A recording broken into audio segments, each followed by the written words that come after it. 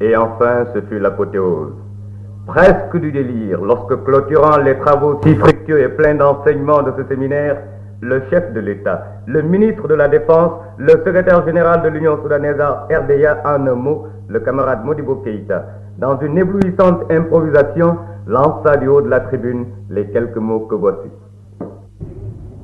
Quand on a décidé de construire une vie nouvelle, dans laquelle il n'y aurait pas d'exploités et d'exploiteurs, une vie nouvelle qui exige de chacun de nous une reconversion totale de notre mentalité et de nos habitudes, une foi ardente dans la destinée de notre pays et une confiance totale en l'avenir de ce peuple.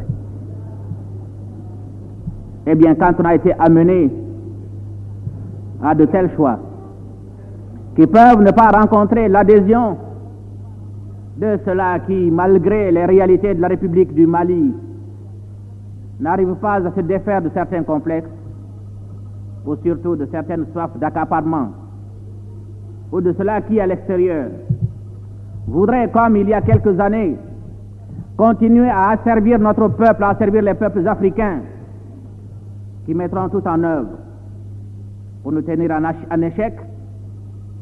Quand on n'oublie pas cela, on ne peut faire que ce que nous avons réalisé, donner à nos frères d'armes, donner à nos agents de sécurité, devant tous les cadres politiques et administratifs de Bamako, l'occasion d'affirmer au grand jour, devant tout le peuple, devant l'Afrique et devant le monde, leur attachement indéfectible aux principes qui ont guidé l'Union soudanaise RDA en octobre 1960.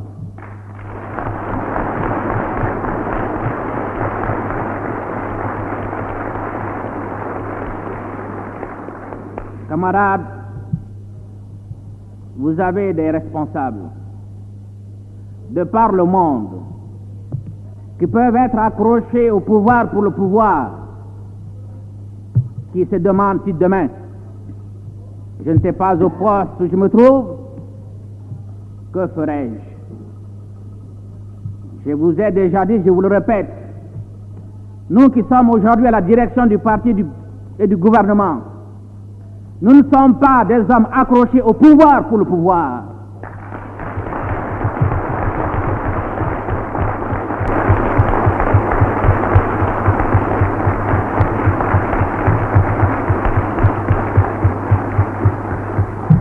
Nous y sommes parce que le peuple a voulu que nous y soyons. Et le jour où ce peuple aura manifesté sa volonté de voir notre équipe remplacée par d'autres, eh bien, nous n'aurons pas ce jour-là, si c'est l'expression du peuple, besoin ni de l'armée, ni de la sécurité pour nous imposer.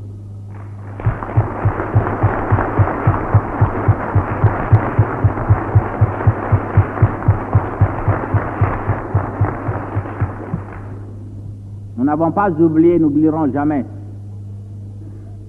que lorsque un peuple, même démuni, est soutenu par la volonté d'affirmer sa liberté, de conquérir sa liberté, ce ne sont pas les canons et les fusils, et même pire que cela, les bombes qui peuvent l'arrêter. La Révolution française nous en a donné l'exemple. L'Europe entière, mobilisée contre le peuple français, n'est pas arrivée à lui imposer la monarchie.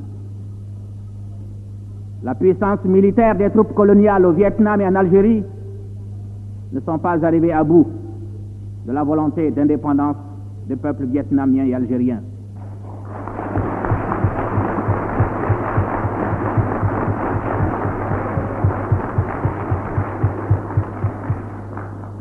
On ne gouverne pas un peuple par la force des armes, on gouverne un peuple par sa loyauté aux engagements que lui-même librement a exprimés et dont il vous a chargé de la réalisation.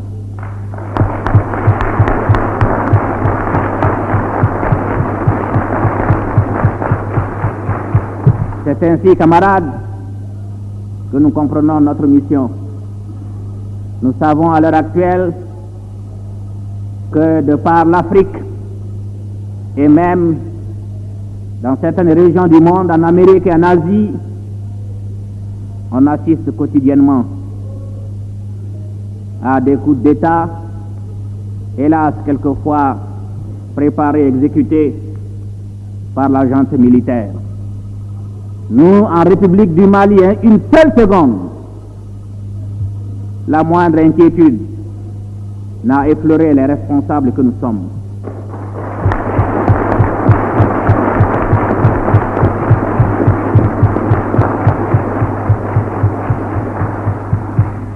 Parce que notre armée est une armée nationale qui sait que nous avons eu confiance en elle, pleinement confiance en elle, en demandant qu'elle soit seule chargée de la défense de notre indépendance nationale et de notre intégrité territoriale.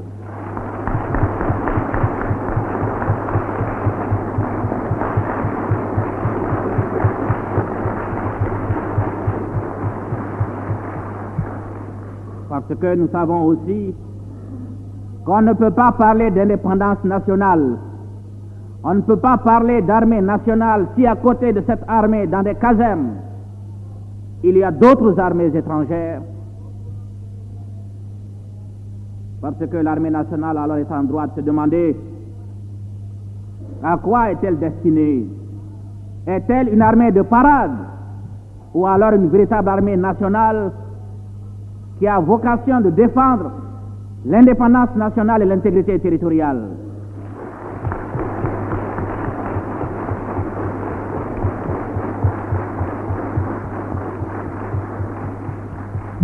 Et camarades de l'armée, de la sécurité, de la gendarmerie, de la garde républicaine, de la police, vous venez pendant 3 jours d'affirmer devant le peuple du Mali, devant l'Afrique, que l'Union soudanaise RDA ne s'était pas trompée sur votre loyauté et sur votre sens de l'honneur.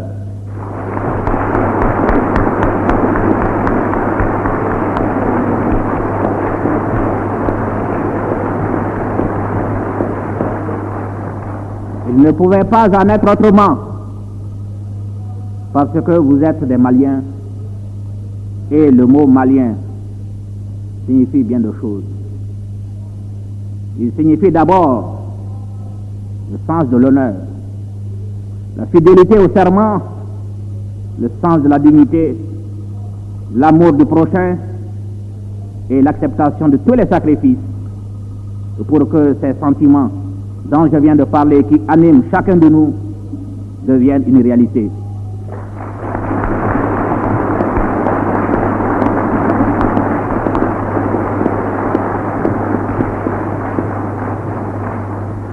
Camarades, notre devise, c'est plutôt la mort que la honte.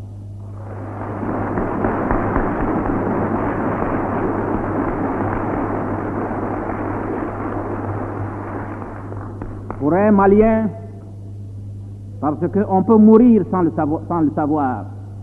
On peut rester vivant et mourir. Mourir dans sa propre conscience.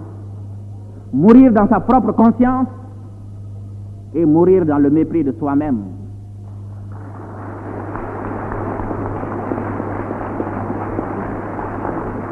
Eh bien,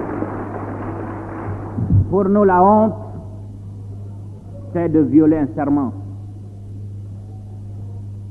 Pour nous, la honte, c'est de voir notre indépendance chèrement acquise,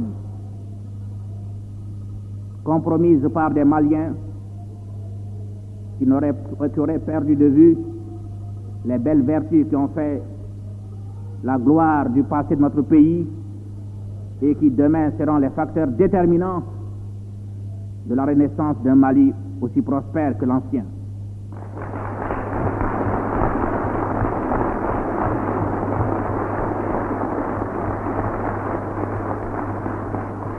Pour un Malien, vivre dans la honte,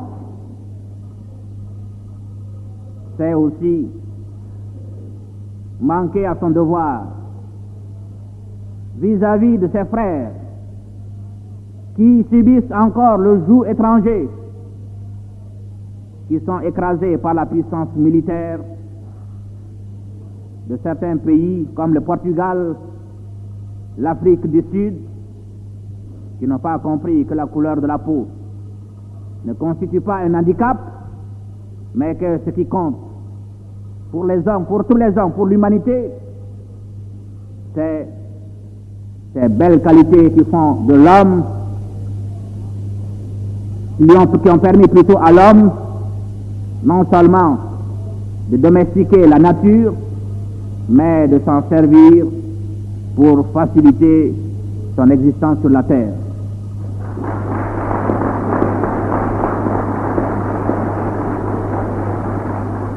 Camarades de l'armée, de la défense et de la sécurité,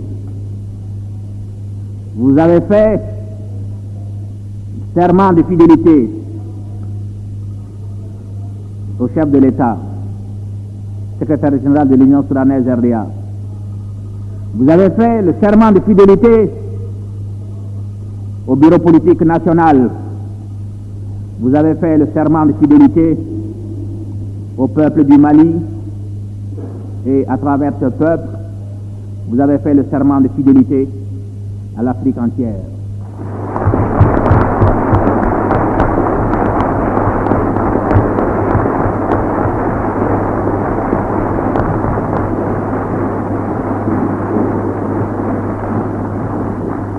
Je sais que vous tiendrez ce serment parce qu'il ne peut pas en être autrement, parce que vous êtes des Maliens et que notre devise, votre devise, c'est plutôt la mort que la honte.